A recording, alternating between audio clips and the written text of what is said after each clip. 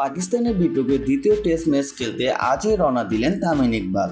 হুটহাট করে টেস্ট দলে তামিমকে ডাক দেওয়ায় বিপাকে পড়লেন সাকিব আল হাসান। চলুন জেনে নিই বিস্তারিত খবর। প্রথম টেস্ট ম্যাচে 10 উইকেটে জয়লাভ করেছে বাংলাদেশ, যা ইতিহাসে সাক্ষী হয়ে থাকবে।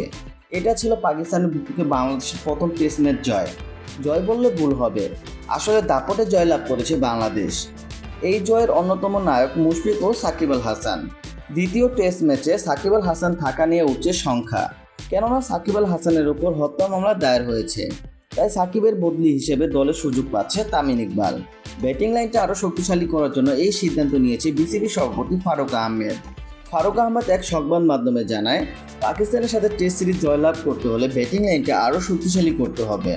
সাকিব বোলিংয়ে যতটাই ভালো করুক না কেন, সে ব্যাটিংয়ে খুবই বাজে ফর্মে রয়েছে, যা দলের জন্য ক্ষতি। তাই তার বদলি হিসেবে দলে তামিমকে সুযোগ দেওয়া হচ্ছে। আমি আশাবাদী তামিম অনেক ভালো খেলবে।